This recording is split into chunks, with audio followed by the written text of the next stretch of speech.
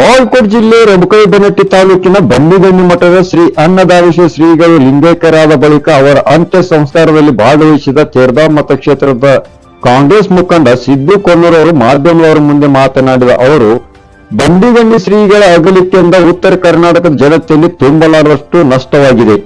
ಶ್ರೀಗಳು ಸರ್ವ ಧರ್ಮವನ್ನು ಹೊಂದಿದ ಶ್ರೀಗಳಾಗಿದ್ದರು. ಅವರ ಜೊತೆಯಲ್ಲಿ ಒಳ್ಳೆಯ ಒಡನಾಟವನ್ನು ಸಹ ಹೊಂದಿದ್ದೆವು. ಶ್ರೀಗಳು ಯಾವುದೇ ಕಾರ್ಯಕ್ರಮ ಆಯೋಜನೆ ಮಾಡಿದರೂ ನಮಗೆ ಸಹ ತಿಳಿಸುತ್ತಿದ್ದರು. ಪಕ್ಷಾತೀತ ಶ್ರೀಗಳು ಆಗಿದ್ದರು. ಲಕ್ಷಾಂತರ ಭಕ್ತರು ಅವರ ದರ್ಶನಕ್ಕೆ ಬರುತ್ತಿದ್ದಾರೆ.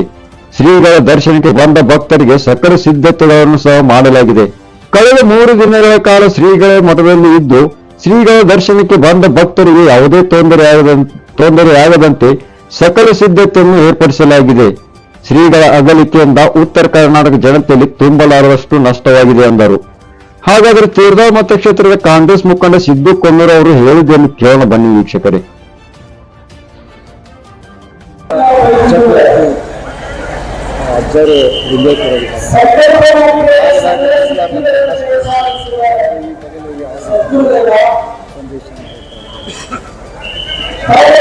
ಅನ್ನದಾನೇಶ್ವರ ಬಂಡಿಗಣ್ಣಿ ಅಪ್ಪರ ಬದಲು ಹೇಳ್ಬೇಕಂದ್ರೆ ಉತ್ತರ ಕರ್ನಾಟಕದಾಗ ಬಹುಶಃ ಈ ಭಕ್ತರಿಗೆ ತುಂಬಲಾರದ ನಷ್ಟ ಅಂತ ಹೇಳ್ಬೋದು. ಯಾಕಂತಂದ್ರ ಯಾರಿಗಾರ ಹಸು ಅಂತಂದ್ರ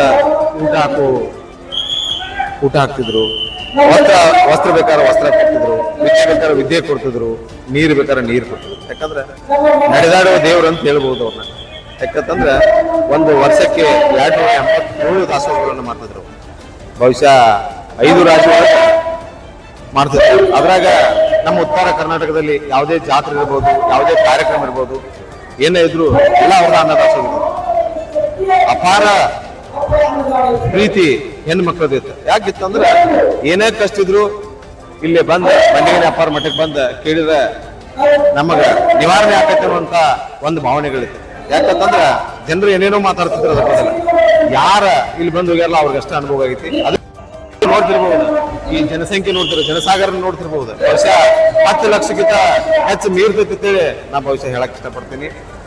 ಮತ್ತು ನಮ್ಮ ಇನ್ನೂ ಈ ಅವ್ರು ತೀರ್ಕೊಂಡವ್ರು ಅಂದ್ರೂ ನಮ್ಮಲ್ಲಿ ಜನ ಹೆಂಗಂದ್ರೆ ಈ ಮಠ ಬೆಳೆಸ್ಬೇಕಂತೇಳಿ ಎಲ್ಲ ಭಕ್ತರಲ್ಲೈತಿ. ಇದು ಮುಂದಕ್ಕೂ ಈಗ ದಾಸೋಹಗಳು ಇರ್ತೈತಿ, ಮುಂದೆ ಬೆಳಿತೈತಿ. ನಾವೆಲ್ಲರೂ ಈ ಮಠ, ನಾನು ಅಪ್ಪಟ ಭಕ್ತ, ಬಂಡಿಗಣ್ಣಿ ಅಪ್ಪಟ ಭಕ್ತ. ಯಾಕಂದ್ರೆ 3 ವರ್ಷ ಆಯ್ತು, 3 ವರ್ಷ ಆಯ್ತು ನನಗೆ ಆದ ಅನುಭವ ಹೇಳ್ತೀನಿ. ನಾನು ಏನು ಕೇಳಿದೆಲ್ಲ ಕೊಟ್ಟಾನ. ಅದಕ್ಕೆ ನಾ ಅವರ ಅಪ್ಪಟ ಶಿಷ್ಯ.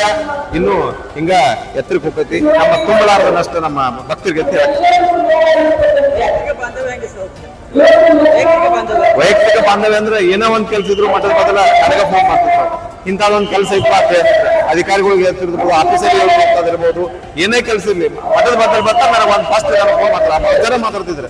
ಯಾಕಂದ್ರೆ ನಾನು ಏನೋ ಒಂದು ಕೆಲಸ ಮಾಡ್ಬೇಕಾದ್ರೆ ಅವ್ರನ್ನ ಕೇಳೇ ಮಾಡ್ತಿದ್ವಿ. ಯಾಕಂತಂದ್ರೆ ಆದ ಅನುಭವ ನನಗೆ ಏನೋ ಒಂದು ಕಷ್ಟಗಳು, 2-3 ಕಷ್ಟಗಳಿದ್ದು ಅವ್ರ ಮುಂದೆ ಹೇಳಿದಾಗ ನನಗೆ ನಿವಾರಣೆ ಅದು. ಅವಾಗ ನಾ ಈ ಮಠದ ಮೇಲೆ ಇಷ್ಟು ಭಕ್ತ ನಾನು ಅಪ್ಪಟ್ಟೆ ಭಕ್ತ ಆದ ಕಾರಣ ಅದ. ಭಕ್ತರಿಗೆ ಅವರು ಬಾಡಿ ಮಾತ್ರ ಇದ್ರೊಳಗಿರ್ಬೋದು, ಅದರ ಜೀವ ಇಲ್ಲೇ ಐತೈತಿ. ಭಕ್ತರಿಗೆ ಗೊತ್ತೈತಿ.